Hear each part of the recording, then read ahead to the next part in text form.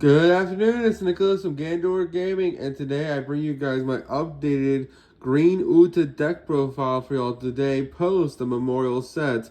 Green Uta gets a lot of good support this set, and I think it can finally enter the metagame once again.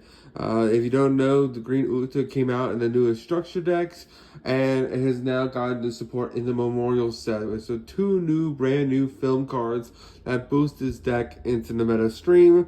Let's get straight into this. So first things first, if you don't know, Green Uta has the effect that if you put one Dawn on it when it attacks, look at the top card of your deck. If it's a film card, add it to your hand. Very simple effect. It adds a card every turn, making your hand size really big. The only deck you really have to worry about is blue, just because they have cards like Pudding and Gravity Blade that can kind of ruin your day.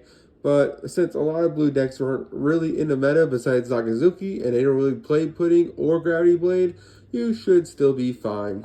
Next things next, we're playing 8-drop Kid. He's probably a 4 of, but I only have 3.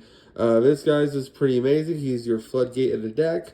Basically, you put a Dawn on him, then you can rest him, play a 3-cost or lower character from your hand, usually a blocker, and then as long as he is rested with a Dawn on him, your opponent must declare attacks on him before they can attack anything else on your board or your leader, which means if they don't have an answer to this card, you are set for a stone. Now, the two biggest matchups again are blue and maybe even red and black, just because black can lower his cost and remove him that way.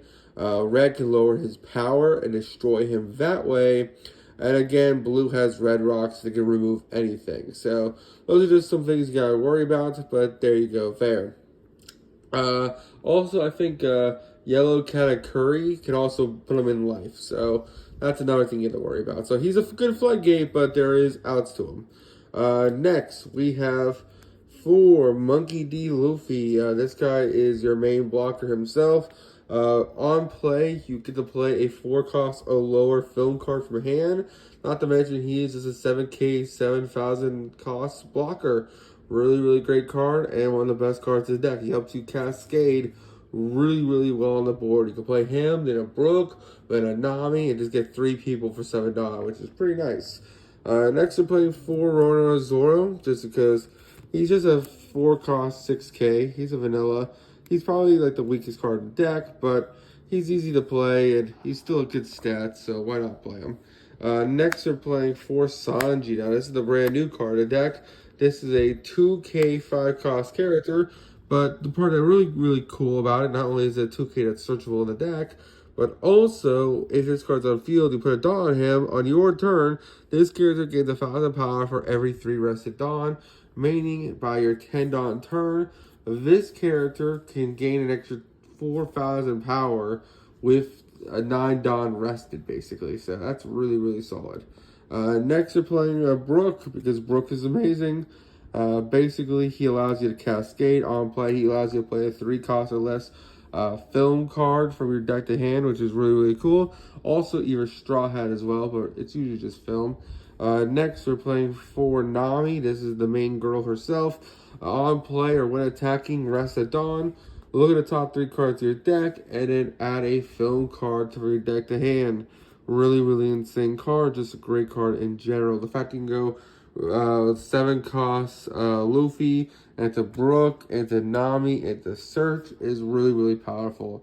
Next, we're playing 4 Usopp, just because he's a vanilla that can play off the Brook himself. A 3-cost, 5,000 beat stick is just really good. We're also, of course, playing 4 Uta blocker. Uta is really good. It's not only a blocker, that's a 3-cost that can be played off either our lovely Brook. We can also be played off our Captain Eustace Kid. But this blocker has the effect where during the end phase, you can trash a film event card from your hand to restand any film card, which is really powerful. So that means you can attack with your 7 costs, trash a card from hand, restand the 7 costs, which is really good. Next new blocker that we got is Bruno. Bruno's is a really new blocker for the deck. It's just a 2k blocker. Usually these aren't really good because Sakazuki can kill them all, but it's still the fact that you can play him off the leader is so easy. The fact that he has a counter and he's searchable means that it's really hard for you to not hit with your leader. The only non-film card in his deck is Captain Kid, which is pretty nice. Next, we're playing 4 Toy Chopper. It's just another 2K that is searchable within the deck, which is just really good. That is it for all our monsters. Let's talk about our spells. We're playing 4 New Genesis. This card's really good. Basically, it says, hey, if you have a Dawn active, you get to rest the Dawn to look at the top 5.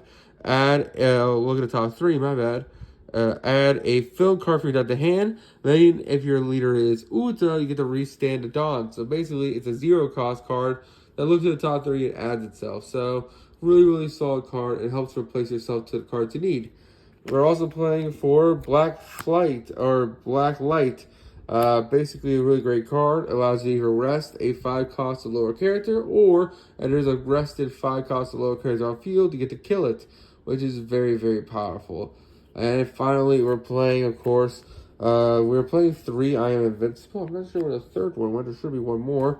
But yeah, I Am Invincible is just a really good card. It restands your Uta for 3 Dawn, which is really powerful to help push. The only issue is Uta is a once per turn search, so even if you can restand her, you don't get another search, which is fine by me. Anyway, that's it for deck profile. I hope you all enjoy. Don't think stupid. See you on the next one. Bye-bye.